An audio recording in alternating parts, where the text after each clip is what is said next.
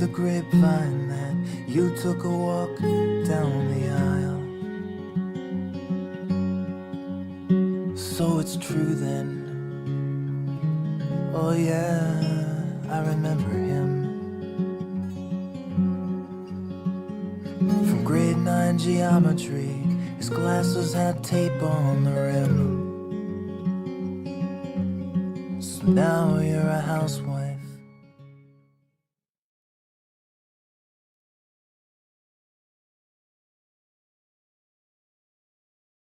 Bom dia a todos que nos assistem, sejam bem-vindos todos e todas ao último dia do Fórum da Internet do Brasil, número 11. Eu sou Ana Bárbara, sou pesquisadora no Instituto de Referência em Internet e Sociedade e estou aqui com os meus colegas painelistas para mediar a mesa Para Além dos Escândalos, Segurança da Informação no Setor Público Brasileiro. Eu gostaria de agradecer o pessoal da organização do Fórum da Internet no Brasil, o pessoal do CGI, do NIC, parabenizar pelo evento, né, mesmo nas condições delicadas que nós temos atravessado socialmente, inclusive em respeito a esse momento, eu gostaria de lembrar a situação delicada que nós passamos, e eu gostaria também de parabenizar a resiliência e a nossa capacidade de ainda se engajar em coisas que nós acreditamos e construir a internet que a gente quer. Então, sejam todos bem-vindos, é uma honra para mim estar aqui junto com os meus colegas painelistas, agradeço aos painelistas que aceitaram o convite de conversar com a gente,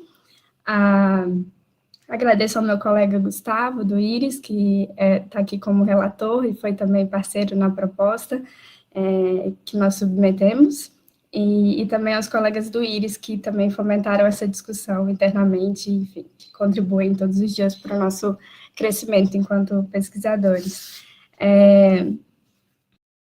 Essa conversa, né, sobre Para Além dos Escândalos, Segurança da Informação no Setor Público Brasileiro, vem de uma inquietação e de perguntas que surgem quando os escândalos de vazamento de dados e incidentes de segurança passaram a fazer parte, né, da rotina de quem se preocupa ou está um pouco atento com a coleta e uso e tratamento de dados pessoais no Brasil.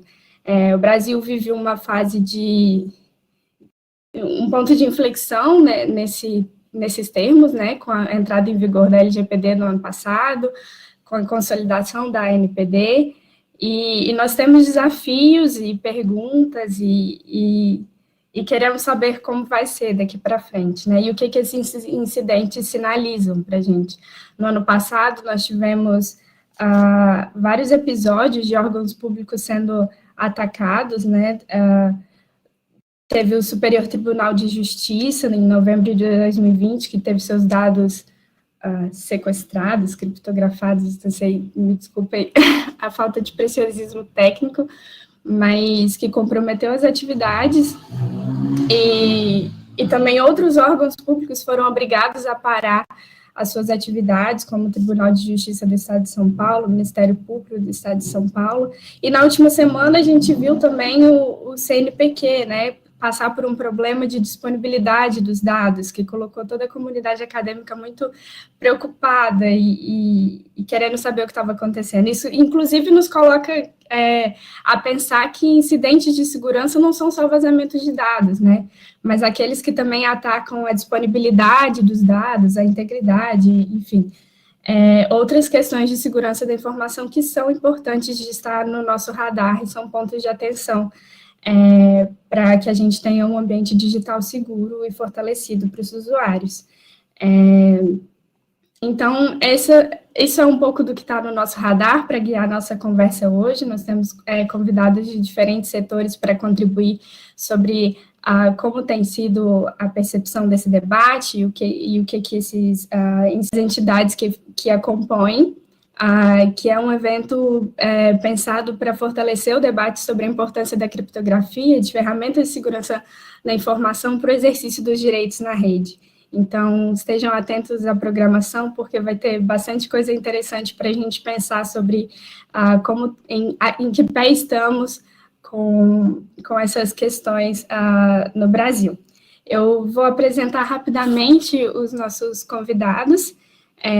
Nós temos o André Ramiro, do Instituto de Pesquisa em Direito e Tecnologia do Recife, mestrando em Ciências da Computação na Universidade do Pernambuco e bacharel em Direito.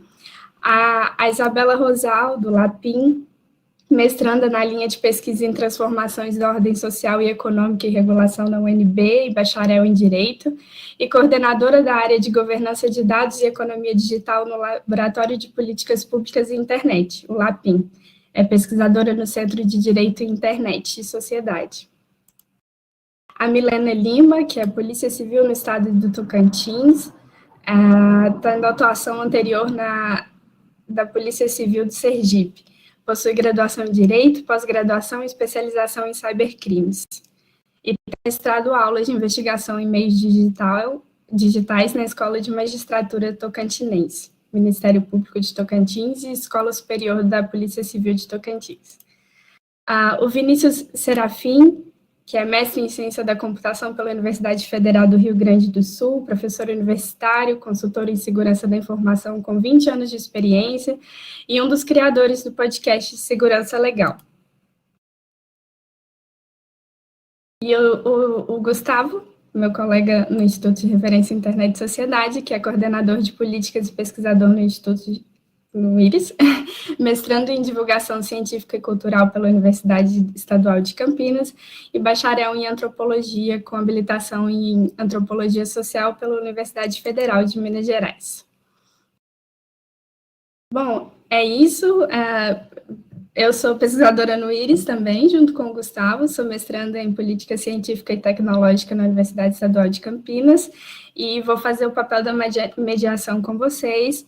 E, sem mais delongas, eu agradeço a todos que nos assistem e passo a palavra para a nossa primeira expositora, que é a Milena. E, para começar essa conversa, eu trago como pergunta norteadora para a Milena, que na experiência dela, enquanto servidora pública, quais têm sido as rotinas de tratamento de dados pessoais nos órgãos públicos no país, sobretudo os dados sensíveis? Se há políticas e parâmetros satisfatórios de segurança da informação e quais são os desafios de sua implementação. Milena, com você, muito obrigada. Bom dia a todos.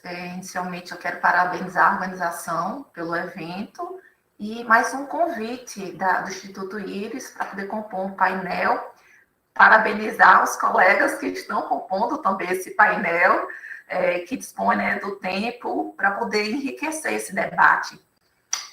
Falar sobre as rotinas de tratamento de dados pessoais, para além dos escândalos e na perspectiva do serviço público, na minha opinião, demonstra a preocupação legítima em compreender esse processo de conformidade e desafio que o setor público enfrenta, mas de acordo com um debate mais plural, porque não é só criticar, é procurar entender e propor soluções. E as soluções, muitas vezes, vêm da sociedade, não apenas de quem está dentro do poder público.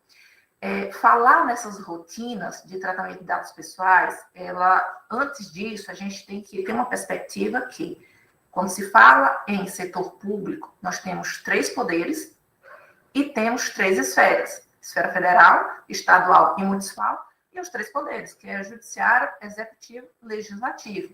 Então, todo mundo precisa se adequar à Lei Geral de Proteção de Dados e, além de observar as regras, as exceções. Eu acredito aqui que o interesse maior seja nas rotinas de segurança pública, mas eu vou dar um apanhado um pouco geral. Na perspectiva do dever ser, para tratar dados sensíveis, tem que se observar a estrita legalidade.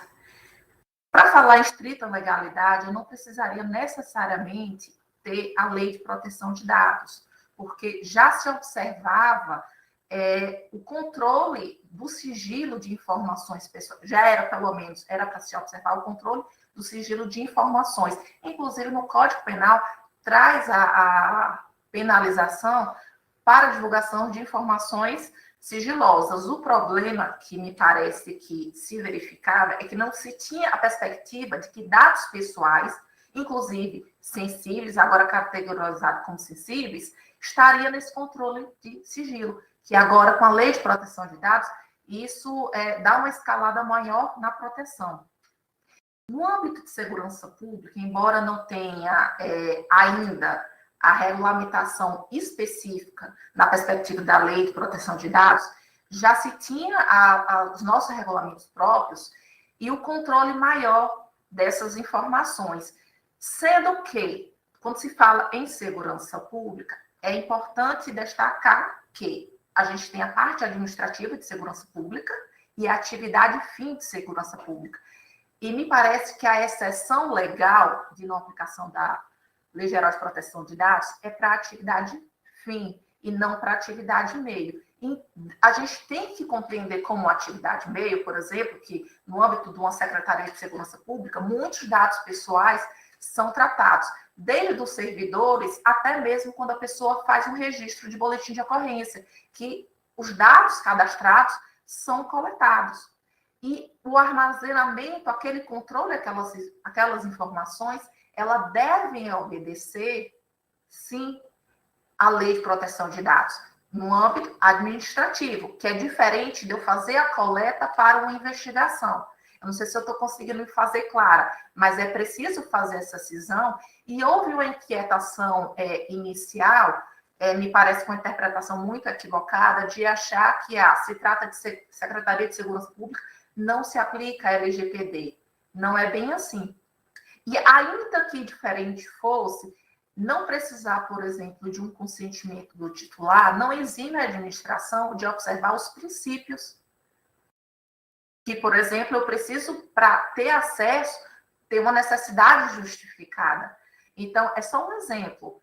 Então, é preciso ter esses pontos de convergência e diferenciação, que me parece que essa inquietação inicial meio que está sendo superada, porque, pelo menos no apanhado que eu fiz tanto de pesquisas em fontes abertas, contatos com outros colegas, várias seguranças públicas do Estado já vêm indicando seus encarregados, formando comitês, traçando já políticas de privacidade. Então, me parece que isso é algo meio que já superado. Então, o pessoal já está meio que consciente que precisa, mesmo se enquadrando numa perspectiva de exceção, aplicar as diretrizes norteadoras.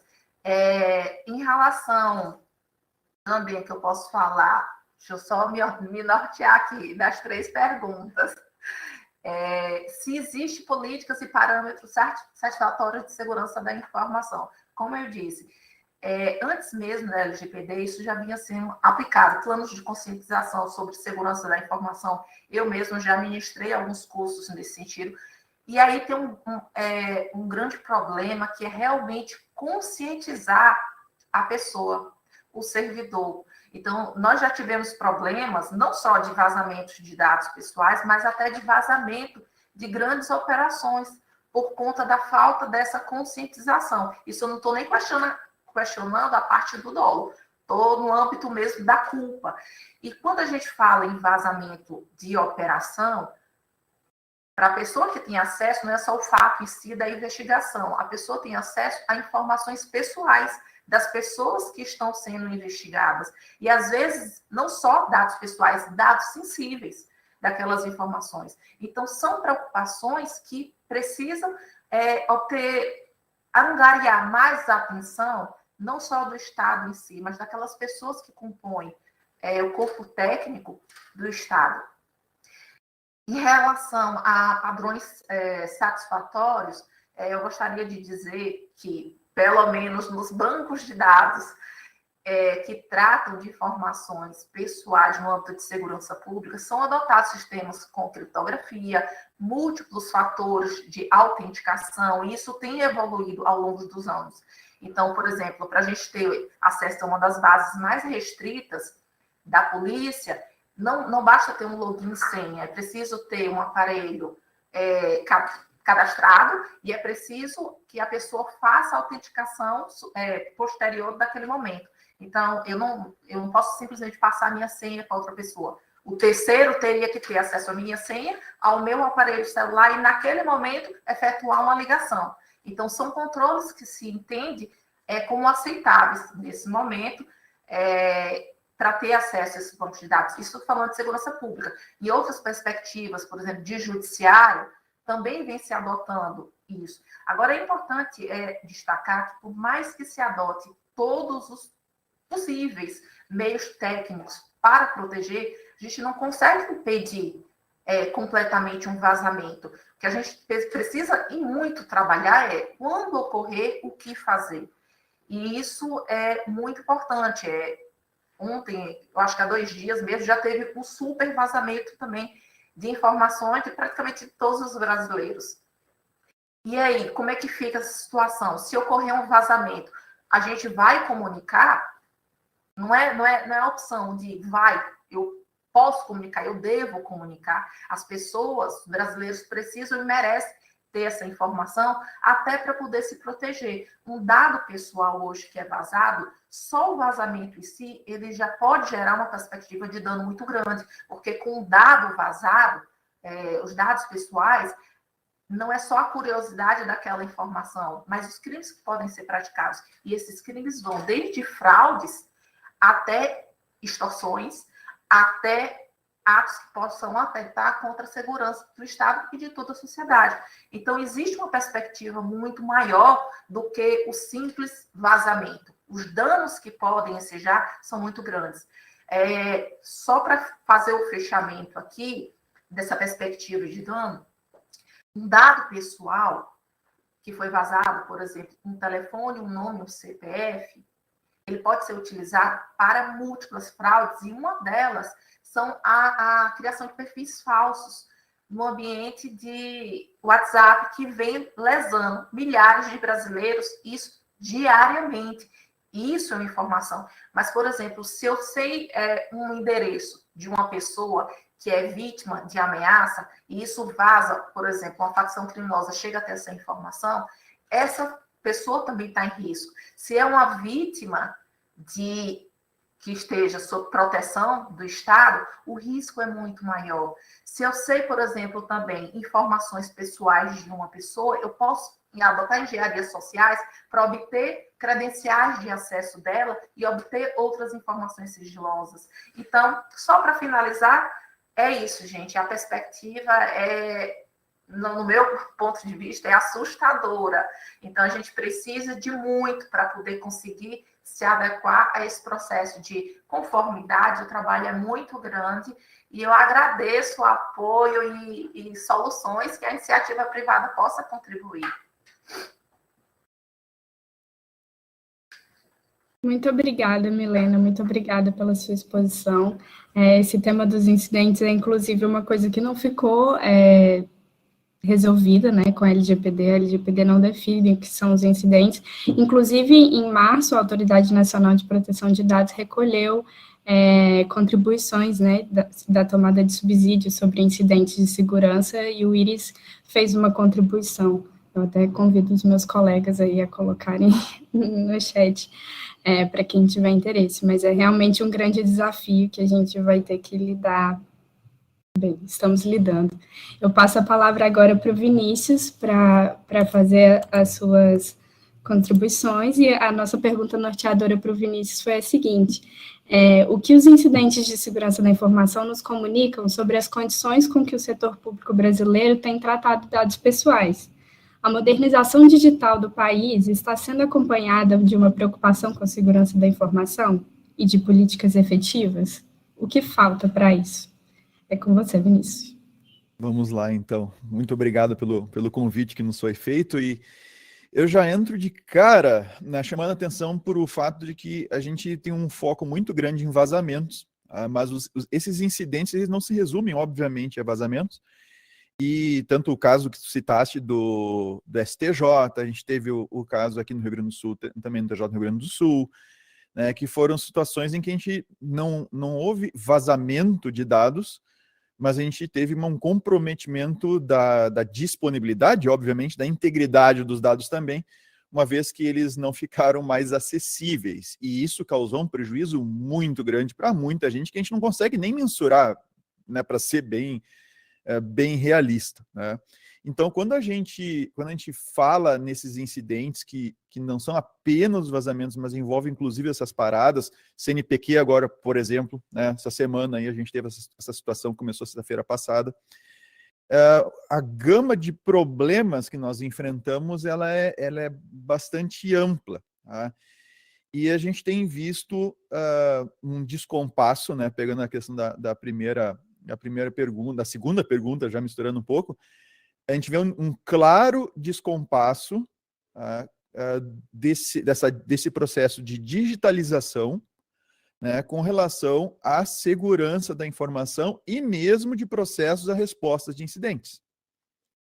Então, quando a gente vê, por exemplo, que um TJ, né, perde todo o acesso à sua infraestrutura de comunicação, e para conseguir seguir se comunicando, a contingência é usar, por exemplo, WhatsApp e telefones pessoais, né, para circular dados né, sobre o processo, dados das pessoas, tudo mais. Quando a gente vê esse tipo de contingência sendo adotada, a gente percebe, mesmo pela demora, né, na recuperação desses sistemas quando eles saem do ar ou quando a gente deixa de ter acesso à informação, a gente percebe que há um descompasso não só na questão da segurança em si preventiva, mas inclusive na resposta a incidentes, tá? Que é lenta, às vezes a gente fica sabendo de muita coisa por mensagens de WhatsApp que vão vazando, o pessoal vai comunicando, e a gente vai sabendo o que está acontecendo aos poucos, perdeu tudo, não perdeu tudo. O STJ havia aquela grande pergunta, né? Perderam tudo? Era a pergunta no primeiro momento. Parecia que até os backups tinham sido perdidos. Mas não, apareceu um backup em fita lá, então tem toda uma história em cima disso. Então, esse é um primeiro ponto, tá? Esse descompasso, ele está muito claro. A gente nunca se preocupou com segurança propriamente dito. E dizer que boa parte da preocupação nesses últimos 1 ano e meio, 2 anos, ela vem a reboque da LGPD. Então, agora nós temos situações de empresas que já vêm há muito tempo, agora pensando no setor privado, mas se reflete naturalmente no público, agora a gente vê uma preocupação com relação à segurança de certos sistemas, assim, de uma maneira mais ampla. Claro que já havia organizações se preocupando com isso antes, mas agora o pessoal está preocupado com, por exemplo, uma extração de dados a partir de um aplicativo, tá? E antes essas coisas aconteciam e ninguém dava muita bola, virava notícia em algum site por aí, fazia um pouco de escândalo, né, como é o nosso título do workshop, né, tem muito uso dessas informações para gerar um pouco de notícia e tal, e a gente vê pouco resultado prático, né, na sequência. Então, me parece que a LGPD está vindo aí para puxar a segurança a reboque em várias situações, tá, no que a gente está percebendo. Com relação a 3, né, que é o que falta para que haja esse acompanhamento, né, essas coisas estão todas relacionadas, para que haja esse acompanhamento, eu diria que a gente precisa de um CNIPA, só que para segurança da informação, para informações. Né, o CNIPA, para quem não tá habituado não sabe o nome, é o Centro de Prevenção de Incidentes da Aeronáutica. A organização aqui no Brasil, a entidade aqui no Brasil, investiga incidentes aéreos. E o que é muito interessante com relação a isso, e isso fecha ali com o que a Milena estava colocando antes na fala dela, tá? É que se nós não tivermos um ambiente propício para colaboração, inclusive daqueles responsáveis por dados e que tiveram algum tratamento de dado qualquer, ou algum sistema qualquer, se a gente não tiver certeza da cooperação dessas entidades, sejam elas públicas ou privadas, a gente vai saber muito pouco, porque elas vão analisar o risco de tornar um problema público e ficar quieto. E notem, isso não é novo, esse tipo de análise.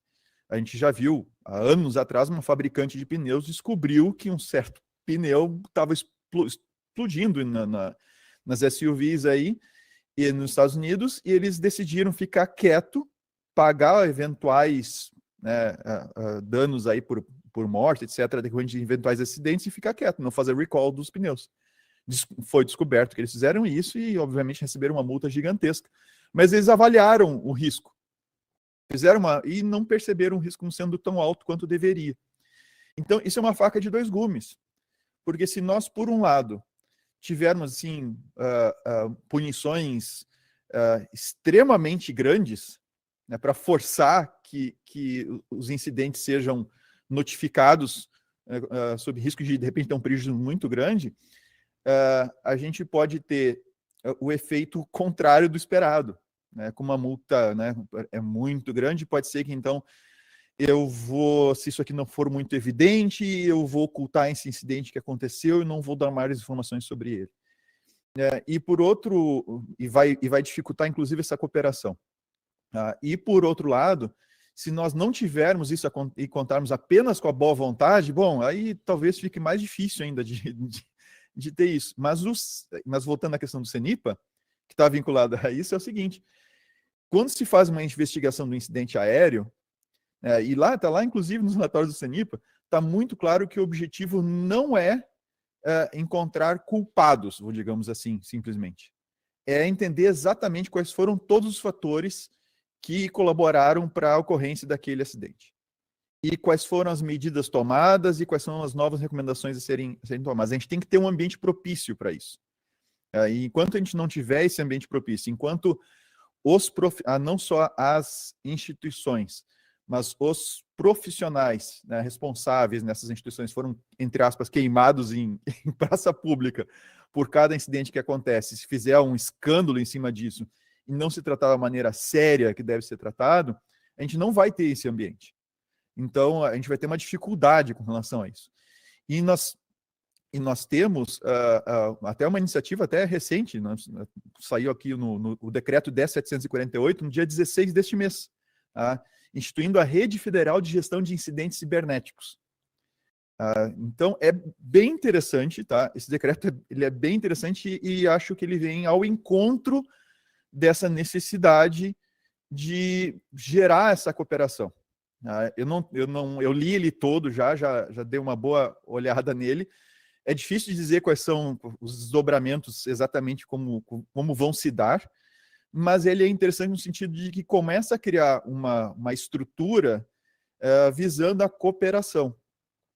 Então, eu acho que envolvendo, né, as agências reguladoras, né, o Banco Central do Brasil, por exemplo. Então, esse tipo de ação me parece positiva, a depender de como ela vai ser efetivamente concretizada, encaminhada. E realmente, assim, se nós não criarmos esse ambiente propício para essa análise cuidadosa do que acontece, para essa troca de informações mais aberta, de uma maneira mais transparente, né, que a gente possa saber o que acontece de fato com sistemas que nos atendem, né, como sociedade, se a gente não tiver isso, eu creio que o caminho é cada vez pior, tá? Porque a tecnologia é complexa, a gente tem cada vez mais complexidade envolvida nos sistemas e cada vez menos, digamos assim, capacidade humana de ficar lidando com cada aspecto de segurança de sistemas cada vez maiores e cada vez mais complexos. Então, isso é bem delicado. Um cenário bem bom pela frente. Muito obrigada, Vinícius. Você traz um ponto que eu havia até comentado, né, de não ser só sobre vazamentos, e essa questão da disponibilidade dos dados, por exemplo, é uma coisa que ficou muito clara nessa semana com o CNPq. Eu vi pessoas se queixando de perder processo seletivo, por não poder acessar o currículo, não poder atualizar suas informações, e aí é um dano material muito concreto, né?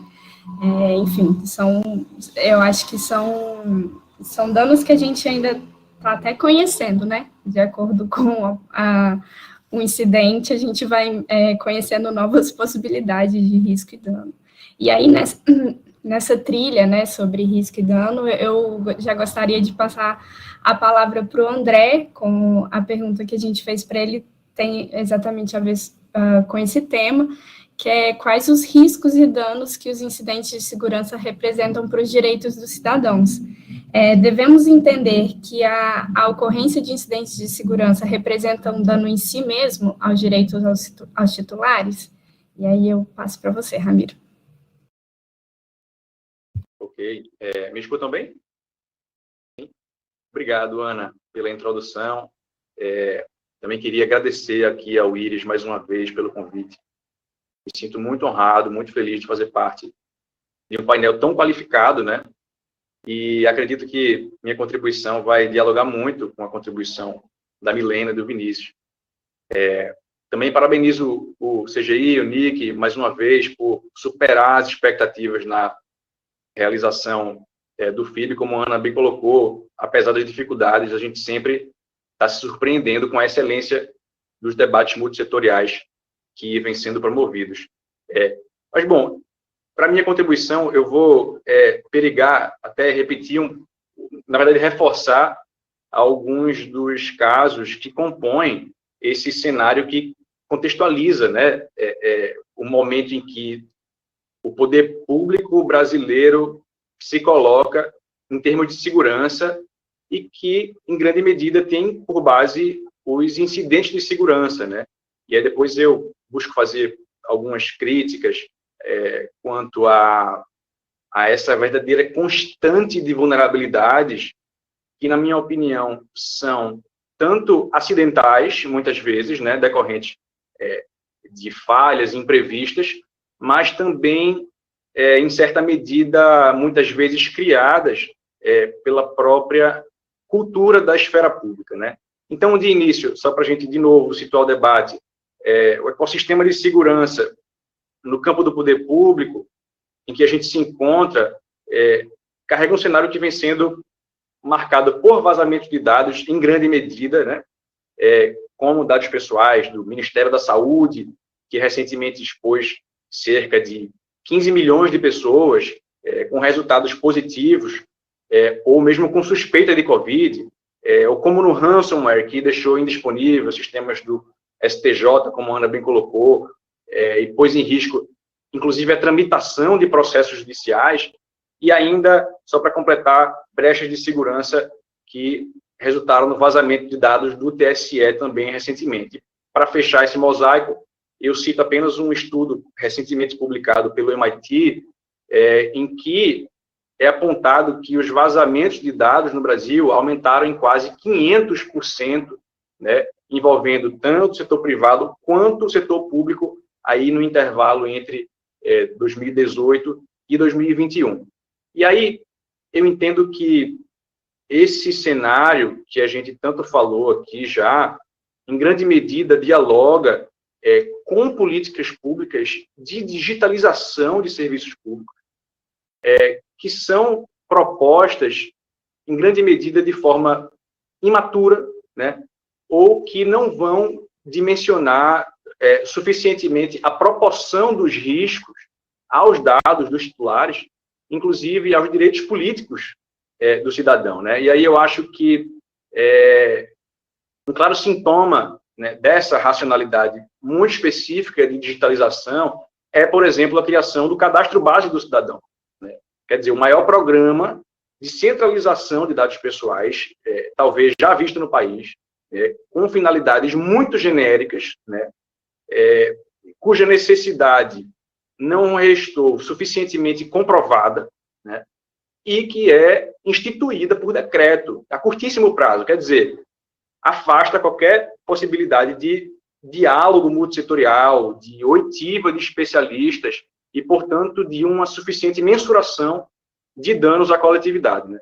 E aí, eu acho que a essa altura, cabe lembrar, por exemplo, do sistema indiano, de natureza muito semelhante ao cadastro base do cidadão, chamado ADA, que já expôs dados de dezenas de milhares de indianos, inclusive em mais de uma ocasião. Então, no nosso caso, eu arriscaria dizer que vai ser um dano aos titulares dos dados, que já se anuncia, né, dado tanto a conjuntura da governança, da segurança da informação, pelo poder público, quanto a altíssima sensibilidade que a própria existência do cadastro básico do cidadão já oferece. Então, eu diria que a gente pode perceber que existe, na verdade, antes mesmo de uma cultura de proteção de dados pessoais pelo poder público, uma cultura de acúmulo de dados pessoais. Então, o Brasil precisa, na minha opinião, rever esse paradigma de digitalização de serviços públicos que vem sendo constantemente adotado, tanto para não criar brechas digitais em relação àqueles que não vão conseguir acompanhar esse processo de digitalização do ponto de vista da literacia ou da acessibilidade aos serviços, quanto do ponto de vista dos próprios riscos à segurança da informação, que são inerentes a um processo de digitalização, no nosso caso, baseado em uma cultura de acúmulo, né? E eu digo isso também porque, já me endereçando melhor a pergunta que a Ana coloca, os danos aos titulares, eles são muitos, né? Eles são bastante multifacetados e eles variam muito a depender do órgão que foi alvo de um incidente de segurança. Então, ficaria até difícil para a gente elencar um rol taxativo de direitos e de bens jurídicos que, eventualmente, vão ser danificados e violados, porque depende do órgão, depende da natureza do vazamento. Então, isso dá um cenário até, digamos, fantasmagórico para a gente, porque a gente não consegue prever exatamente quais são os bens jurídicos que vão ser afetados. E aí, bom, por exemplo, para os casos que eu citei no início, dados de saúde, em relação ao incidente do Ministério da Saúde, eles são dados sensíveis. Então, eles permitem, claramente, um alto grau de discriminação, além da natural violação à privacidade envolvida, né? Então, no caso do TSE, existe aí um risco, claro, também, ao processo de eleição característico do Estado Democrático de Direito, né? Além dos riscos ao sigilo, à disponibilidade e à integridade dos votos do cidadão, o que pode comprometer, logicamente, seus direitos políticos e até, em algumas ocasiões, a própria integridade física do eleitor.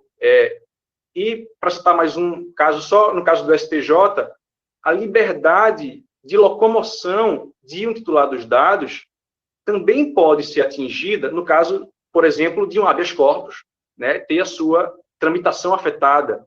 Então, todos esses elementos eu acho que servem de dimensionamento quando a gente quer pensar na instituição de uma política e de uma governança de segurança da informação, tendo como base a esfera pública, né? E aí, a essa altura, eu abriria um parêntese aqui para pontuar que, e também me endereçando à pergunta, eu não diria que existe necessariamente um dano diante de um incidente de segurança de forma direta, mas isso não quer dizer para a gente que o agente de tratamento, né, a entidade pública responsável, ela não deve ter o cidadão enquanto centro gravitacional das medidas de segurança, né, que deveriam, né, ou que deverão ser implementadas para mitigar os danos decorrentes de um incidente de segurança. Quer dizer, se o dano não está evidentemente configurado, um dano em potência está sempre presente, né, e a ameaça vai estar sempre presente. E aí, fazendo também uma menção ao que a Milena trouxe, um incidente de segurança pode não configurar um dano efetivo no titular dos dados, mas ele pode gerar uma erosão da confiança do cidadão, né? E isso, eu acho que pode ser, digamos, para a gente configurado já um dano, digamos, subjetivo. Então, talvez, a essa altura também seja interessante reforçar também, dado o acúmulo que o Brasil tem no debate sobre políticas de criptografia, e essa latência constante que essas questões carregam até hoje, que, para falar em proteção de dados pessoais, na esfera pública, a gente precisa considerar também a complexidade de sistemas e dispositivos que se conectam entre si para prover os meios de acesso ao pessoal autorizado, né, e estabelecer esses caminhos necessários de transferência e de armazenamento de dados pessoais para a gestão dos serviços públicos. Opa, vejo que meu tempo está terminando, já me encaminho para o final. Então, por exemplo, o celular de um agente público com permissão máxima para acessar dados e sistemas críticos, né, a um servidor da administração pública, eu acho que a Milena também tocou nesse ponto. Esse dispositivo, ele compõe, por assim dizer, um ponto em uma superfície de ataque que é bastante complexa, que é bastante multifacetada e, portanto, explorável sempre por atores maliciosos, né?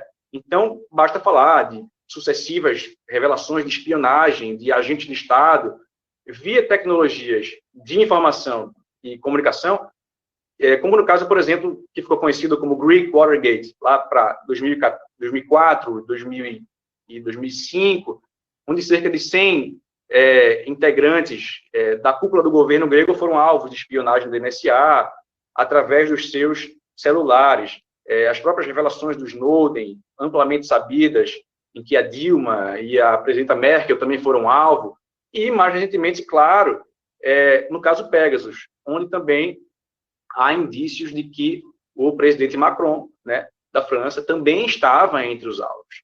E aí, já me encaminhando de verdade para o final, eu abro só esse parêntese para concluir, que parece muito conveniente também para a gente, a essa altura, trazer um elemento que, na minha opinião, é menos explorado, que eu entendo que também vai ser importante para a gente dimensionar os riscos aos cidadãos, aos titulares dos dados, diante do vazamento de ferramentas de alto potencial danoso, que são gestadas e utilizadas pelo próprio poder público, né? Como, por exemplo, as tecnologias de exploração de vulnerabilidades, de extração de dados e colocando de maneira geral de hacking, né? Então, eu acho que é interessante a gente pensar também na entidade pública, não somente enquanto uma parte passiva de incidentes de segurança, mas até que ponto também ela provoca incidentes de segurança, né? Porque essas ferramentas, por exemplo, na história, e a gente podia fazer um inventário longo aqui de incidentes dessa natureza, a gente percebe que essas ferramentas fabricadas pelo poder público são vazadas e, como uma espécie de tiro pela culatra, terminam gerando spywares, né, e outras formas de exploração de vulnerabilidades que vão, no fim do dia, afetar o serviço público, afetar a esfera pública, afetar o oferecimento de serviços públicos. Então, eu deixo essa reflexão para a gente continuar também depois, no momento do debate. Obrigado. Obrigada, André, obrigada pela sua excelente colocação. Você toca num ponto que é muito caro a mim, que é a centralidade do cidadão comum, né, nessas medidas de prevenção e de contenção de dano, porque precisa funcionar para todo mundo, né? Esse gap de literacia que a gente tem, né, de letramento que nós temos, né, na questão de inclusão social, inclusão digital no Brasil, ele precisa ser compreendido por essas políticas de proteção de dados e por prevenção de incidentes. Então, eu acho que isso precisa estar no radar das instituições, e como você muito bem colocou, há uma série de atitudes, né, de condutas intrínsecas a essas instituições que precisam ser pensadas, né, e reconsideradas, ou pelo menos colocadas em perspectivas. Eu vou encaminhar para a Isabela agora, a última painelista, para fazer as suas contribuições, e a pergunta norteadora para a Isabela tem a ver com os nossos remédios regulatórios, né? O que o cenário regulatório brasileiro nos diz, e quais seriam esses remédios normativos, judiciais, para o cenário de incidentes de segurança presentes no Brasil, e que nos dão uma esperança de melhora. qual o papel da ANPD em suas diferentes atribuições, a normatizadora, a repressiva, educacional, nesse contexto. E aí eu passo a palavra para a Isabela. Muito obrigada, Ana. É um prazer fazer parte desse painel e já tivemos todas as contribuições incríveis. Mas pensando nos remédios, o primeiro ponto que a gente tem que ter em mente é que o Estado é realmente um agente acumulador, como foi falado, e que trata assuntos muito sensíveis de qualquer forma. Então, a gente tem que pensar em remédios regulatórios que foquem muito na questão preventiva a qualquer incidente, e incidente envolvendo tanto quanto os outros incidentes que também foram falados, porque quando a gente pensa que um dado, uma base de dados pode ser desatualizada por um incidente, por um ataque, isso também causa muitos prejuízos para o titular.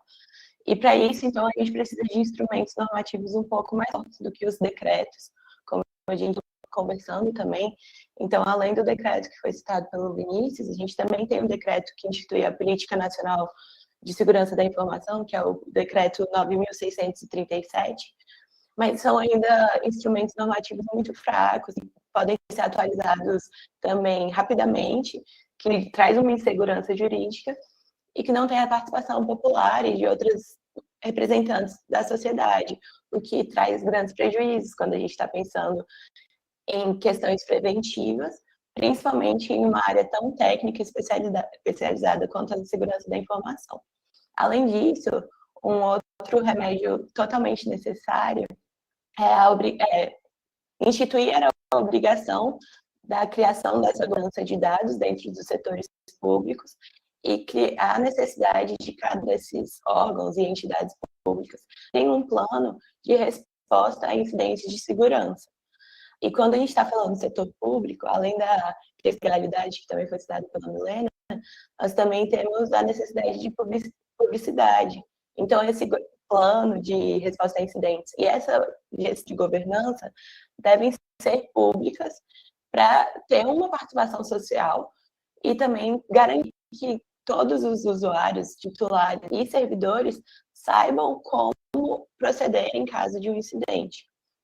Então, é necessário que dentro desse processo normativo e de criação de remédios preventivos, exista uma maior harmonização entre as três esferas, tanto de federal, estadual e municipal, quanto nos três poderes, porque também a gente não pode esperar que o titular conheça todos os planos de incidentes de todos os órgãos. Então, existir uma maior harmonização desses processos de resposta a incidentes é muito importante para garantir que o titular entenda o que está acontecendo.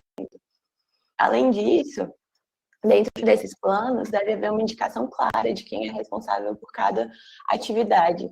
Então, quando a gente fala da figura do encarregado, apesar da gente não necessariamente falar de personalidades jurídicas diferentes, é importante que cada entidade tenha, sim, uma indicação de encarregado, e seja muito bem estabelecidas as funções desse encarregado, inclusive para respostas ao titular.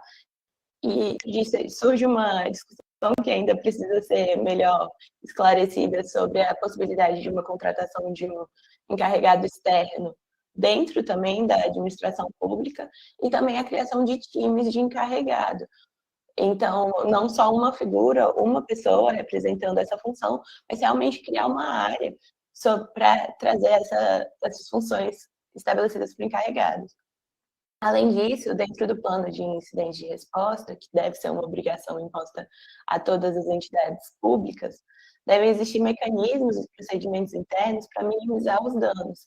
Então, como a gente tem que focar muito nesse caráter preventivo, a minimização dos danos é muito importante. Então, a decisão de um incidente tem que ser muito rápida para que a minimização dos eventos aconteça. Então, para isso, sempre o plano deve ser testado constantemente, atualizado e os servidores relacionados a eles treinados. Claro que quando a gente está falando de um plano de incidente, de resposta a incidente de segurança, a gente está falando de uma capacitação de todo o corpo de um órgão, de uma entidade, porque é possível que alguém de uma área meio que não tenha relação direta ao tratamento de dados perceba o incidente. Então, essa parte educacional é muito importante. E veja, eu estou falando aqui de algumas obrigações, mas para todas essas obrigações vai ser muito importante a atuação da NPD. Além disso, é extremamente importante que as entidades públicas registrem as decisões relacionadas à segurança da informação e quais medidas foram tomadas. Como um processo de accountability mesmo, que a gente tanto fala, porque até no processo de investigação, que não deve ser só interno, vai precisar também de uma atuação da NPD e outros órgãos relacionados, esses registros vão ser de extrema importância. Além disso, essa necessidade de comunicação, que também foi tão falada pelos meus colegas, não só uma comunicação para a EAD, mas também para os titulares. E essa comunicação, muito mais do que uma comunicação que gere medo, a gente já conversou até bastante sobre isso, é uma comunicação que deve ser informativa sobre quais medidas os titulares devem tomar para mitigar também danos e informar quais soluções já foram encontradas. E para isso, aproveitando o grande alcance das entidades públicas e também a dificuldade de comunicação de todos os titulares que podem ser afetados por um país continental, a gente tem que pensar em vários meios de comunicação, seja a utilização de sites, até dos aplicativos e redes sociais, que agora as entidades públicas têm perfis nas redes sociais, então vamos aproveitar para isso. Então, todos esses remédios preventivos são muito importantes. Um outro ponto que vai ser interessante de pensar, que é totalmente diferente quando a gente pensa na área pública e na área privada, é a existência de seguros para esses incidentes. Como que uma entidade pública pode se proteger de uma forma parecida com a entidade privada para essa reparação de danos? Ou se não seria possível isso, né? Então, é um ponto que ainda precisa ser trabalhado. E pensando agora na NPD, que tem um trabalho muito árduo pela frente, participando de todo esse processo de normatização, que vai precisar não só da NPD, mas de todos os representantes de outras áreas, de outras especialidades, a gente tem vários papéis que foi citado pela Ana. Então, primeiramente, nesse papel repressivo, de tentativa de prevenir qualquer incidente, é muito o papel educacional, que a gente está começando agora, e o papel normatizador. Então, a NPD vai ter que participar da criação de todas essas normativas mais consolidadas, que a gente comentou aqui, que sejam leis que definam princípios, e novos decretos também, que tragam respostas mais pontuais e mais atuais para os problemas. Ela vai ser essencial para a criação de padrões mais homogêneos, inclusive quando a gente está pensando até no cadastro básico, que foi citado pelo André, a gente vê uma necessidade de homogeneização até de conceitos.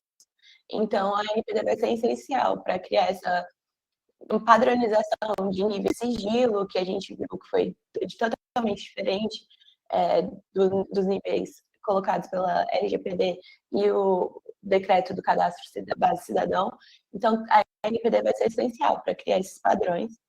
Além disso, a NPD precisa criar mecanismos de cooperação com outras entidades, e isso a gente vê que já foi iniciado pela NPD, e até trazendo já o acordo de cooperação técnica que foi firmado com o NIC.br, que traz fascículos de conscientização e também pensa já em outros mecanismos que ajudam a criar essa cultura de proteção de dados, não só para as entidades privadas, mas também no setor público, e para a criação de mecanismos de investigação, padrões de segurança. Todos esses acordos técnicos de cooperação vão ser super importantes, não só para garantir que o incidente seja verificado e garantir que o titular seja, então, indenizado, mas também para esse papel preventivo.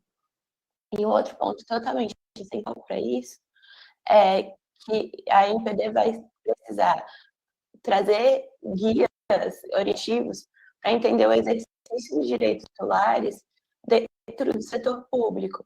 Quando a gente fala de um direito à revogação, à oposição de um tratamento no setor público, a gente tem uma grande dificuldade, porque a gente está falando de legalidade, de interesse público. Então, não necessariamente todos os direitos do titular vão poder ser exercidos em todos os momentos pelo titular quando a gente está falando do setor público, o que gera um menor controle do titular sobre seus dados. Então, a NPD vai precisar trazer várias orientações para entender como o titular ainda vai conseguir ter o controle sobre seus dados, o que ajuda na segurança dos seus dados, mas compatibilizado com essas funções públicas. E dentro disso também eles entender a diferença dos titulares dos dados que são cidadãos, que têm relação com o setor, com todos esses serviços prestados, e também os titulares que são servidores. Como a Milena falou, também são seus dados tratados para atividades fins e para atividades não necessariamente públicas. Então, entender as diferenças de exercício de titulares para cada uma das atividades e o controle do cidadão sobre seus dados é extremamente importante. Além disso, a NPD ainda precisa atuar dentro das ações que não estão submetidas à LGPD, mas há tratamento de dados. Então, os meus colegas falaram um pouco sobre as ações de segurança pública, investigação, e que são dados sensíveis, dados que podem trazer várias consequências negativas e ainda precisam de uma normatização maior. E pensando na atividade repressiva, que a NPD também traz, é necessário ainda trazer ações sobre a forma de responsabilidade de administração pública, porque a gente trabalha muito com responsabilidade objetiva, e nesse caso a gente falou que os danos são muito prováveis. Então, como que a gente vai compatibilizar isso com o sistema de proteção de dados? Quem são os legitimados para representar os titulares em ações de indenização de danos nesses casos, pensando nas ações coletivas e como elas estão sendo usadas.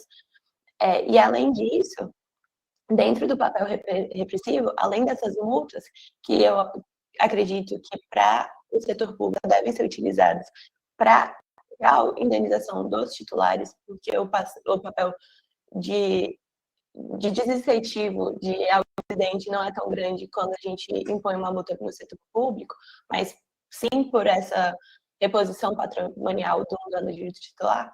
É mais interessante pensar em imposição de outras sanções, como a necessidade de imposição de novas medidas de segurança dentro daquela entidade, a revisão desse plano de resposta a incidentes, e também, dentro do papel repressivo, a NPD pode impor esse dever de informação aos titulares, que deve ser já uma boa prática, mas a gente sabe que várias vezes, por uma decisão até de interesse público, não vai ter essa informação, e depois a NPD pode sim trazer isso como uma imposição sancionatória.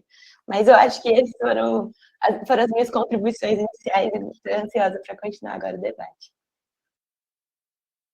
Muito obrigada, Isabela, muito obrigada por essa grande revisão sobre o nosso cenário regulatório. Nós passamos agora para o momento de debate, perguntas que estão surgindo aí no chat. Trabalho para o nosso relator, Gustavo. E a gente começa com uma questão um pouco difícil, delicada para vocês avaliarem. O Thiago Prates colocou, né? O TCU divulga a lista de candidatos que recebem auxílio emergencial. Isso é considerado um vazamento de dados? E em seguida, o Rodrigo Wilson fez um contraponto dizendo que se não seria um princípio de transparência, por se tratar do dinheiro público. E aí eu passo essa pergunta para vocês. Quem gostaria de comentar, sintam-se muito à vontade para quem quiser comentar. E eu vou passar mais uma pergunta também para a gente fazer um uso melhor do tempo. E o Natane Santos colocou: os decretos presidenciais 10.046 e 10.047 prevêem a coleta excessiva de dados. Em relação à segurança da informação, quais os riscos do vigilantismo social e a coleta excessiva de dados? Vou então começar pensando um pouco sobre essa questão do TCU divulgar a lista de quem recebeu o auxílio emergencial. É interessante que no setor público a gente tem sim o princípio da transparência, que foi também colocado como resposta, e a lei de acesso à informação. Então, essas decisões será divulgado. O que não será divulgado devem ser fundamentadas e publicadas, até para então um titular ou um outro interessado, N motivos de controle, possa reclamar dessa decisão. Então, a accountability agora vai, inclusive, para essas decisões de pedidos de acesso à informação, e a gente ainda precisa também de maiores orientações sobre essa compatibilização da lei, o princípio da transparência, e a confidencialidade dos dados.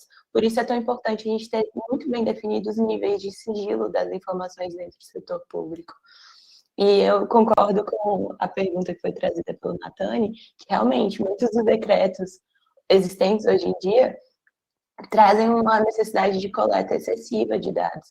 Então, por isso é tão importante a gente trazer para a aplicação prática de alguns princípios, principalmente o da necessidade e da finalidade. Então, quando a gente pensa no setor público, a gente já tem muitos dados em várias entidades. Para que a gente precisa coletar mais? Porque aquela entidade específica precisa coletar.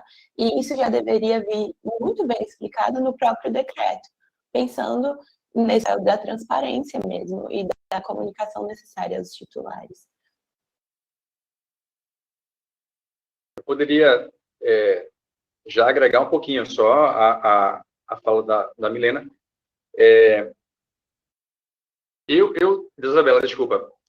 Eu não acrescentaria muita coisa, porque realmente eu iria por esse caminho. No caso do TCU, eu imagino que a divulgação dos beneficiados deveria ser absolutamente comprovado o interesse público, né?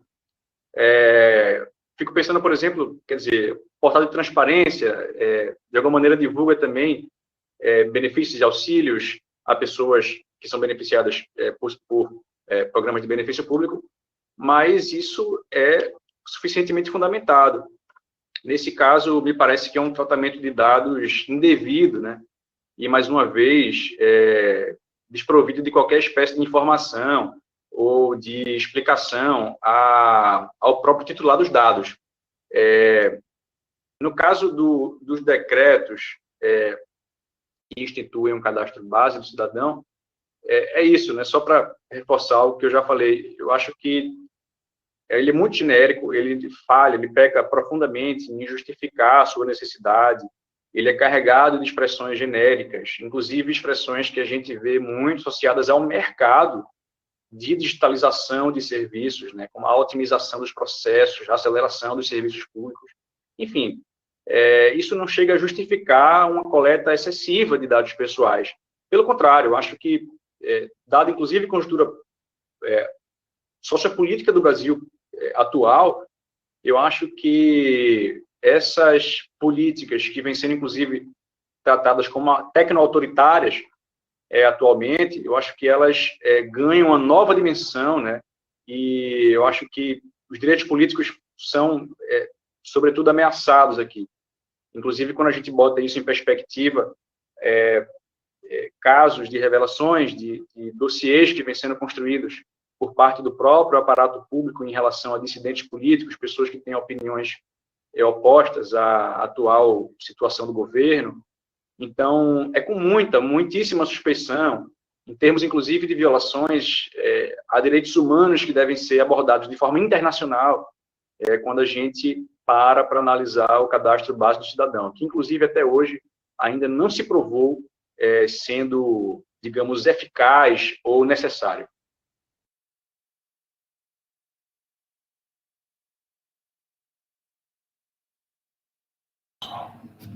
Bom, se ninguém mais quiser comentar essas perguntas, eu passaria para a próxima, que o Rodrigo Silva colocou se é possível que o cenário brasileiro de Lei Geral de Proteção de Dados se torne uma oportunidade para empresas de segurança da informação realizarem jogadas de marketing com a divulgação de vazamentos de dados descobertos por eles.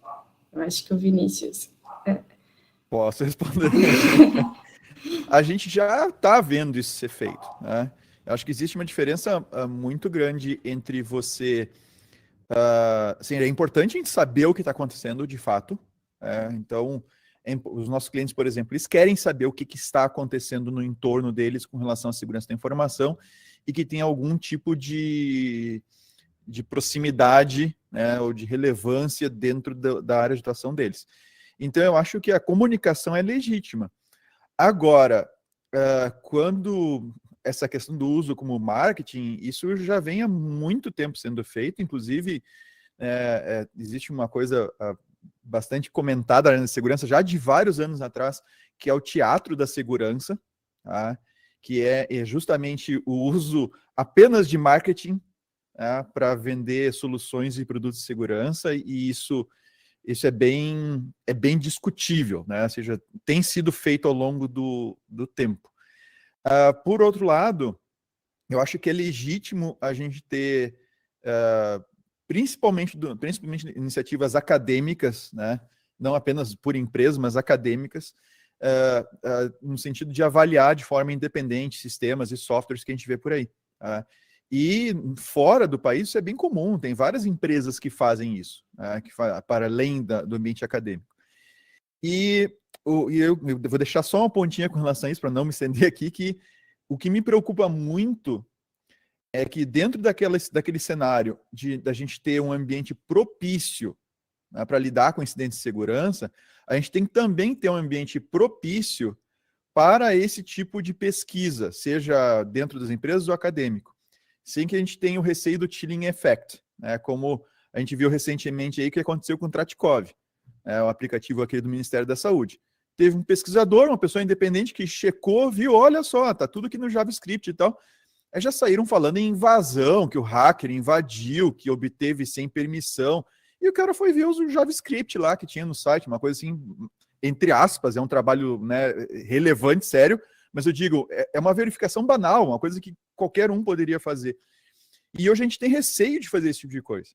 A gente tem receio de realmente olhar, de repente alertar, olha, né? E a gente percebe muito essa jogada de marketing quando ela não atinge, vamos dizer assim, o objetivo, né? Qual é o objetivo? Tu encontrou um problema, aquela velha história da comunicação responsável, né? A gente fazer o disclosure disso de uma maneira cuidadosa, que é informar aquele o fornecedor do software, ou quem mantém o software, responsável para que ele possa primeiro tomar alguma medida já inicialmente e depois tornar público. Quando a coisa vem a público direto, obviamente tem um problema, né? E a gente tem outras coisas vindo pelo caminho aí. A China agora tem aquela lei que obriga os Zero Days, né, os problemas, vulnerabilidades encontradas pelos pesquisadores têm que ser comunicadas ao governo primeiro. Aí abre uma outra discussão que eu não vou entrar, mas há uma boa discussão nessa questão aí de a quem comunicar e como comunicar. Então, acho que é bem relevante isso. A gente tem que tomar bastante cuidado com essa descoberta de novos problemas. Se eu pudesse só adicionar uma coisa em relação a isso, quando a gente está pensando nessa autopromoção das empresas que realmente descobrem uma vulnerabilidade de sistemas dentro de do setor público, a gente ainda tem um agravante, que é o fato de que várias dessas contratações relacionadas à segurança de software, e até com algumas previsões no decreto da Política Nacional de Segurança da Informação, são situações de dispensa de licitação. Então, a gente também tem que pensar se essas promoções também vão trazer uma justificativa para uma contratação duvidosa ou justificada pelos motivos errados, porque então ela vai trazer algumas respostas para aquele incidente, porque ele foi comunicado primeiro ao público, como o Vinícius estava falando. Então é só um detalhe que também me traz um certo desconforto.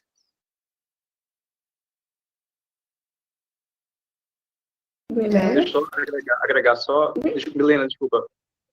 Eu já falei. Pode ir primeiro. Tá, joia. Obrigada, Ramiro. Além das empresas, porque realmente assim, a quantidade de empresas que querem vender uma vantagem com base no possível incidente de segurança, seja previamente identificado ou não, é uma situação que é muito delicada. Quanto à situação não se refere só à empresa. Inclusive, tem criminosos que vêm utilizando já dessa tática, não para vender o serviço, mas para poder impedir a divulgação. Isso é preciso que se fale.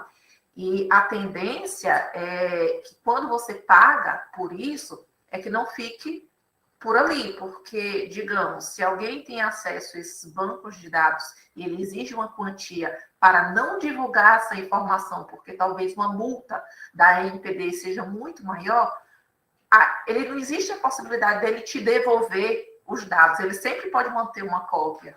Então, assim, isso já vem acontecendo, não é coisa de filme, isso é realidade. E não é só no âmbito nacional, na perspectiva internacional. E, na realidade, a gente não tem que se preocupar só com incidentes de segurança decorrentes de invasão. A gente tem que se preocupar também com aquilo que está divulgado legalmente. Enquanto eu conversava aqui, acompanhava o evento, eu comentei aqui com o Gustavo, aqui no grupo, que eu acabei de sofrer uma tentativa de fraude.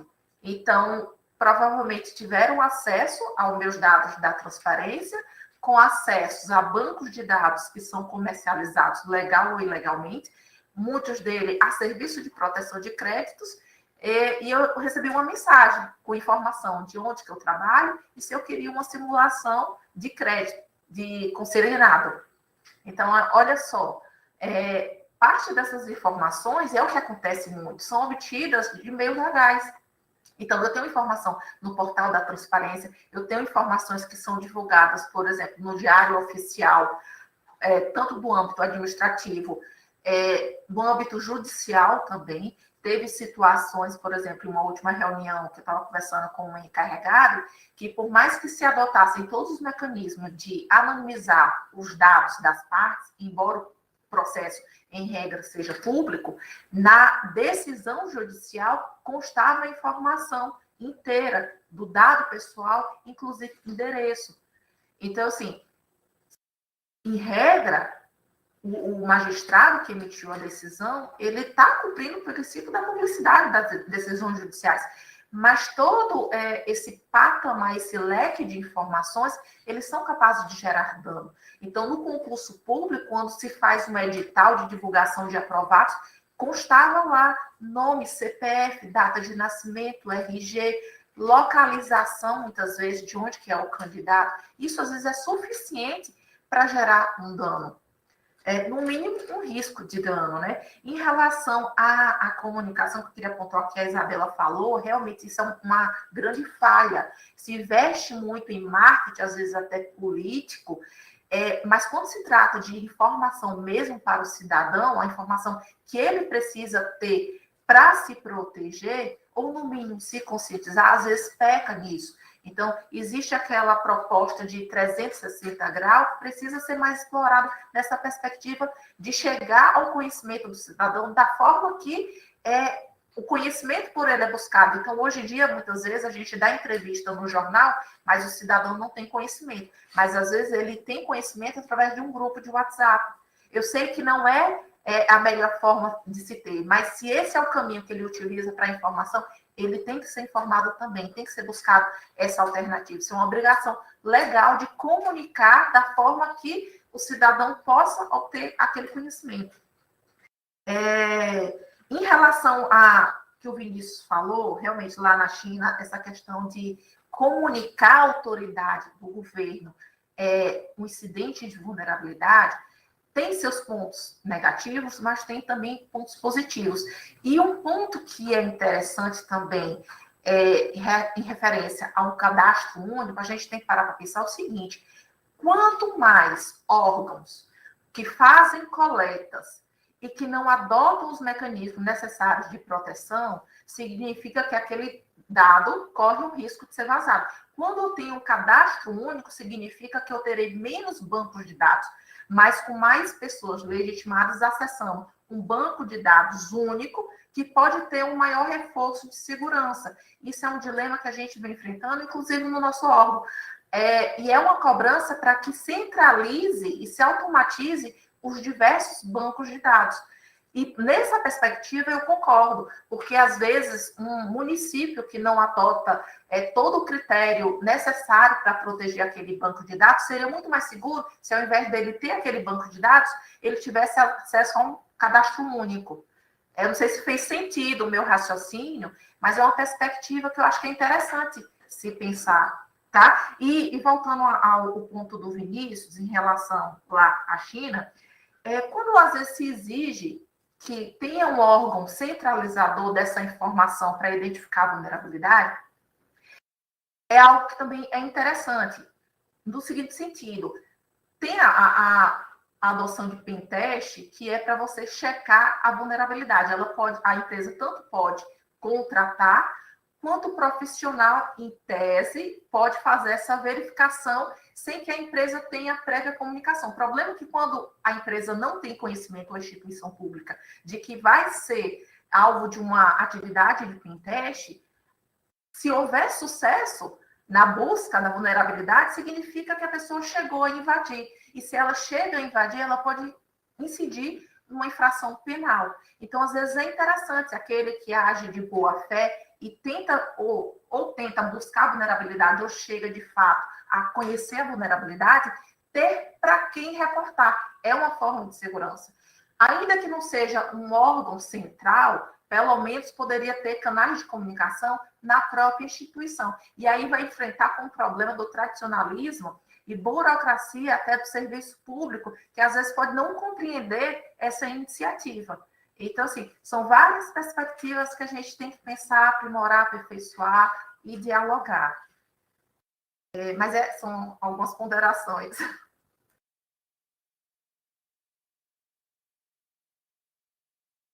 André, você gostaria de falar?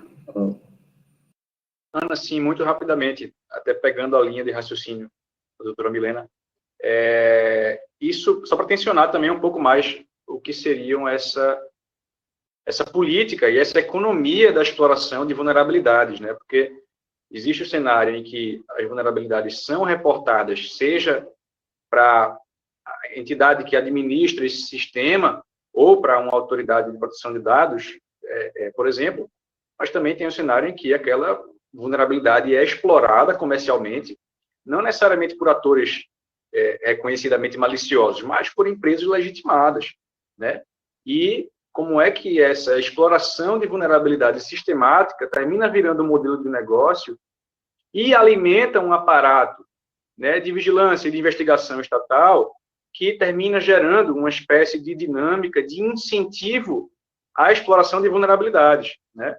Então, é importante que a gente comece a pensar nesses testes de proporcionalidade e de riscos de segurança na exploração de vulnerabilidades por atores legitimados, digamos, né? Até que ponto vai ser efetivamente seguro seguir explorando uma vulnerabilidade e não reportando ela para que o software, para que o dispositivo seja atualizado, né, em termos de segurança para o seu usuário. E esse usuário, logicamente, pode ser tanto o indivíduo, pessoal, cidadão, como também pode ser uma entidade pública. Então, manter aquela vulnerabilidade para fins comerciais e para fins de investigação criminal também pode levar a riscos, tanto o indivíduo quanto a entidade pública, também um agente econômico. E, assim, estudos vêm mostrando, inclusive, que vulnerabilidades, elas dificilmente são conhecidas por unicamente uma entidade. Ela geralmente termina sendo conhecida por mais de uma parte. Então, mantê-la não atualizada ou descoberta, isso significa que outra parte eventualmente vai descobri-lo também, e eu acho que isso é só uma questão de tempo e não de se vai ser descoberta, o que vai necessariamente gerar a vulnerabilização de todos os agentes, indivíduos e coletividades que usam desses sistemas que estão desatualizados, que estão inseguros. Então, existe uma exploração econômica e existe também uma exploração política dessas vulnerabilidades. Excelente, obrigada, pessoal. Vou fazer mais uma bateria de perguntas aqui para a gente otimizar o nosso tempo. Joselma Fernandes perguntou Bem, primeiro colocou que políticas de tratamento de dados mais eficazes de segurança e transparência nos parece um caminho, mas a quem de fato compete a responsabilização nos casos de vazamento?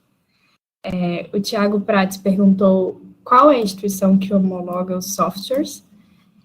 E mais uma pergunta para essa bateria é que, na esfera pública, não poderá haver situações onde o atendimento à LGPD irá violar a Lei de Acesso à Informação ou vice-versa?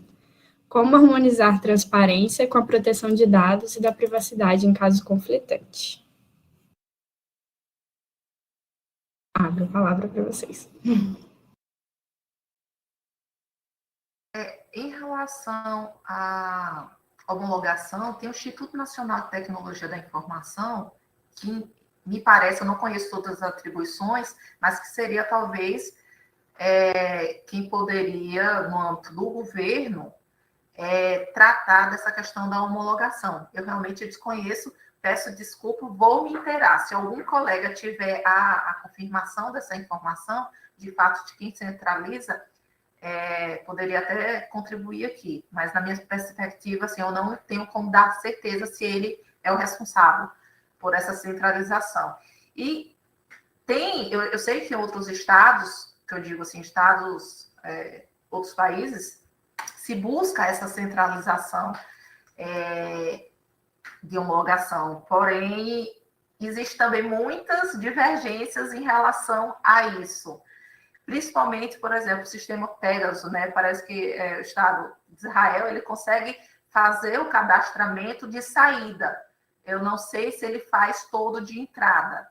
Ou seja, aquilo que sai, que é exportado, ele consegue fazer o controle. Mas aquilo que é produzido nacionalmente, internamente, eu não sei se ele consegue. E eu vou ser muito sincera, eu acho que é muito difícil se ter o total controle, porque para fazer uma programação e construir um aplicativo ou um sistema de segurança, nem sempre chega no patamar de conhecimento das autoridades federais. Tanto que existem, já se fala isso, em aplicativos software espião, que eles são produzidos na marginalidade, de forma oculta. Então, é muito complicado conseguir fazer essa centralização. Enfim, qual que seria a segunda palavra? Desculpa, a segunda pergunta. Eu poderia contribuir já, antes de passar para outro sobre colega. o conflito entre a LGPD e a Lei de Acesso à Informação. Então, é bem interessante, porque, de fato, há uma certa dificuldade até na ponderação de interesses. Não só, você tem a questão do controle do acesso à informação, que limita, inclusive permite a categorização em níveis de sigilo, e quem poderia ter, e o quanto poderia ser mantido essa escalada de sigilo, sendo que me parece que a LGPD, ela traz uma nova perspectiva, até dessas informações, porque lá na LAI, ela vai trazer, inclusive, possibilidades de retirada desse sigilo em determinado momento. Eu não sei como é que vai ficar essa ponderação. Em relação também, que eu gostaria de falar, do princípio da publicidade, que tem desses acessos à informação, isso é muito complicado, porque até que ponto deve-se manter a publicidade dessas informações? E até que ponto você consegue proteger os dados? Então, voltando ao processo judicial, temos lá, por exemplo, que cumprir a obrigação de dar informação. Então, hoje o cidadão, ele pode ter acesso às informações, basta clicar, buscar e visualizar, mas pode, e em alguns órgãos já vem se adotando, o acesso público, porém credenciado. Então, se existe, pelo menos que se faça um mínimo credenciamento de identificação para que aquele cidadão tenha acesso àquela informação. É uma primeira barreira. E existem informações que são somente para autoridades legais. Quando eu falo autoridades legalmente habilitadas, que aí se inclui, por exemplo, a advocacia teria acesso àquela informação e a própria parte, mas não um terceiro que fosse buscar essa informação. Sendo que, mesmo na esfera de acesso público, já tenta se proteger pelo menos o CPF do cidadão. Então, se você observar, vou fazer uma busca, eu posso ter até o nome, mas o CPF já não vai estar completo. Algumas outras informações já não estarão completamente acessíveis. Por exemplo, até a petição do advogado, por exemplo, a pessoa não vai ter acesso, mas ela vai ter acesso às decisões judiciais. Então, vem se adotando esse tipo de cautela, mas a gente sabe que ainda não é o suficiente. Bom, eu passo a palavra aí aos colegas, espero ter contribuído com as respostas. Muito obrigada, Milena. Eu vou passar para os outros colegas e, de antemão, gostaria de pedir que fizessem também as suas contribuições finais, porque nós estamos nos últimos 5 minutos e, infelizmente, nós não vamos conseguir contemplar todas as perguntas que nós recebemos. Mas eu agradeço enormemente a todos que estão assistindo, as perguntas que nós recebemos, e eu vou passar para os panelistas fazerem as suas considerações finais, junto com as perguntas que eles, enfim, gostariam de responder. Bom, vou aproveitar então para começar. Respondendo a outra pergunta sobre quem seria responsável por essa indenização aos titulares. Ainda é necessário a gente definir se vai ser interessante que essa indenização e multas aplicadas ao setor público sejam direcionadas a vários titulares, e aí nisso a gente está falando de direitos totalmente difusos e que a indenização vai ser muito baixa, ou se a gente utiliza essas sanções para a criação de fundos específicos para especializações e criações de mecanismos de prevenção de novos incidentes ou algo parecido. É uma discussão que a gente tem até no direito da concorrência também, sobre a indenização realmente do indivíduo, quando a gente olha para esses danos que afetam tantas pessoas. Mas há uma responsabilização das entidades públicas, que seguem a regra da responsabilidade objetiva, ao meu ver. Existem autores que falam dessa responsabilidade objetiva na LGPD como um todo, e eu então acho que isso fica mais claro ainda quando a gente está falando do setor público e todo esse dever que já existe. E agora, pensando nessa compatibilização da LAI e da LGPD, realmente é o que a Milena falou, são as ponderações realmente de interesses, e por isso é tão interessante registrar decisões para existir um controle. E só queria citar aqui uma iniciativa super interessante, que é o Fiquem Sabendo, que acompanha essa compatibilização do exercício da LAI e as decisões das entidades públicas de disponibilizar ou não uma informação quando há um pedido LAI, e agora, com a vigência da LGPD, o número de justificativas que é baseado dentro da LGPD. Mas eu só queria agradecer somente ao Iris pelo convite de estar de um painel tão interessante, tão qualificado, agradecer a toda a organização do fórum, o evento está incrível, foi um grande prazer, gente, muito obrigada.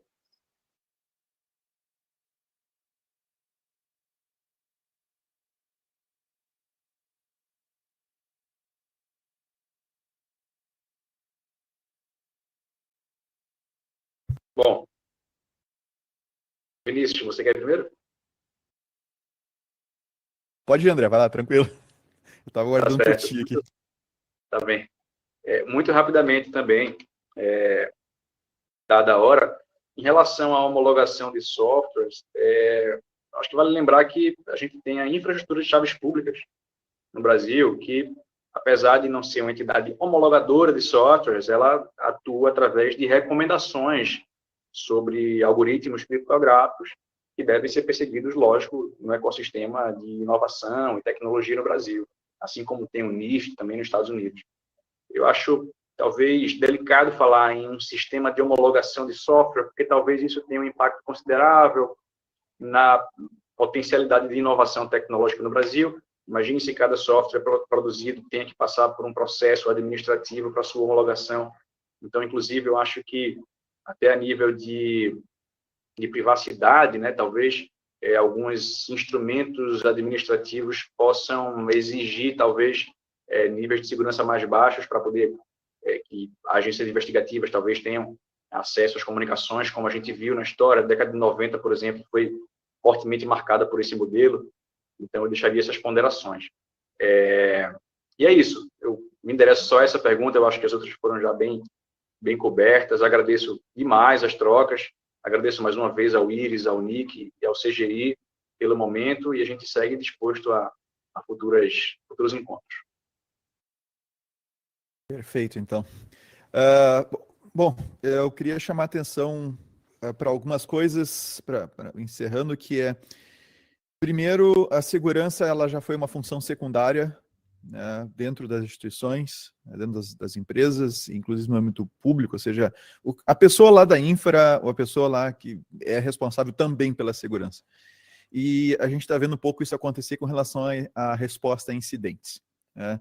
Ela hoje está com uma função secundária da segurança. A segurança já deixou de ser função secundária em vários lugares, mas a resposta a incidentes ainda é uma função secundária da equipe de segurança. Tá? Então, é algo que a gente vai ter que se preocupar com mais ênfase, porque a gente vê que a resposta a incidentes é normalmente, em geral, ela é bem ruim, né? Tanto na questão de demora de comunicação do que está acontecendo, de tomar alguma medida, ou de saber exatamente o que está acontecendo. Isso no âmbito público, obviamente, inclusive. Tá? A outra questão é prevenção e transparência. Tá?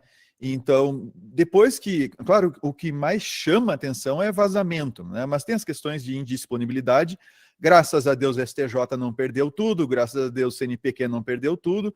Imaginem o impacto se tivesse sido os dados tivessem sido todos perdidos. Tá? Então, é prevenção, é investimento em prevenção. E, no caso específico do vazamento, a gente tem, o paradoxo, né, da pasta de dente. Né? Depois que a pasta de dente saiu de dentro do tubo, não tem como botar de volta. Tá? Então, quando a gente fala aqui em preservação de, por exemplo, CPF, data de nascimento e nome das pessoas, a gente está falando para gerações futuras. Porque depois daquele vazamento de 220 e poucos milhões de itens de dados, CPF de nenhum de nós aqui, né, os nossos filhos e tal, para quem os tem já, esses não estão lá naquela base vazada. Tá? Mas todo o resto nós estamos. Então, daqui um tempo, quando nós não estivermos mais aqui, quando esses CPFs todos já estiverem todos, né, não tiverem mais ninguém mais vivo relacionado aos CPFs, esses, né, se foram. Então, é um trabalho para gerações futuras, muitas vezes, tá? Por um caso desse vazamento. CPF hoje, gente, não é... Isso tem que ficar muito claro. CPF de nascimento hoje é público no sentido de é algo que qualquer um consegue de qualquer pessoa no Brasil. Tá? Então, quando acontece o vazamento, é tarde demais. Tá? Essas bases de dados vão ficar, pode prender o cracker, prender o criminoso, etc. Os dados vão continuar disponíveis para sempre. Para sempre. Tá? Então, prevenção é muito importante. Tá? É o mais importante. Tá? E a questão do chilling effect, né? A gente tem que ver bem como é que o governo federal e tal vai se comportar com relação a essas questões agora com esse decreto, né, que cria uma estrutura nova para acompanhar incidentes, né, de segurança. Como é que vai ser esse comportamento?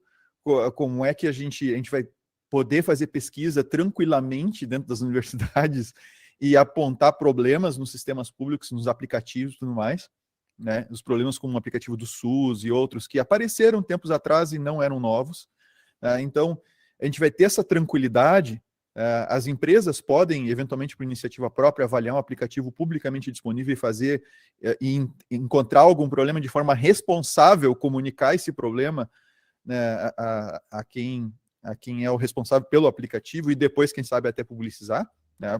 Questão do marketing, né?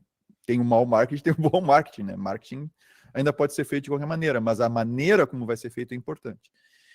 Então, eu acho que ficam esses pontos e o meu agradecimento, mais uma vez, assim, muitíssimo obrigado pelo convite e por estar na companhia de vocês.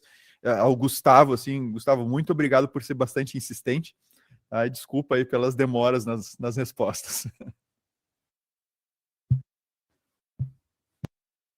Milena, você gostaria de fazer suas considerações finais? Eu gostaria só de compartilhar uma informação que eu penso que seja importante.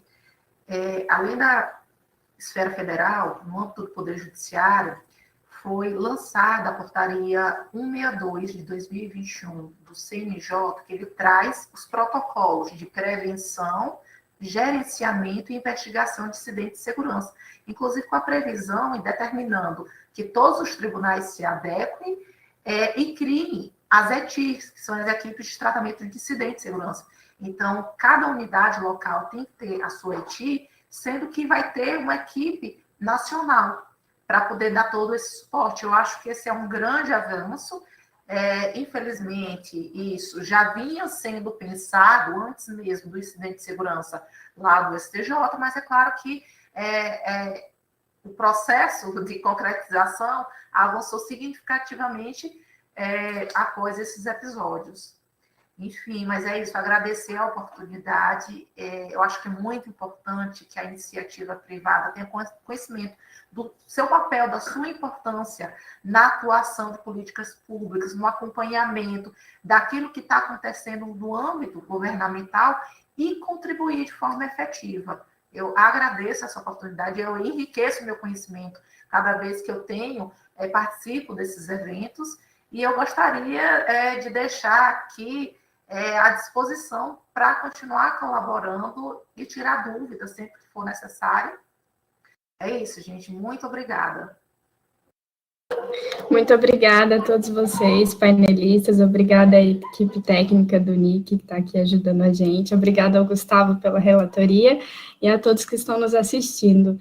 A gente vai ficando por aqui, passamos um pouquinho do tempo, mas eu agradeço pela excelente conversa que a gente pôde ter hoje.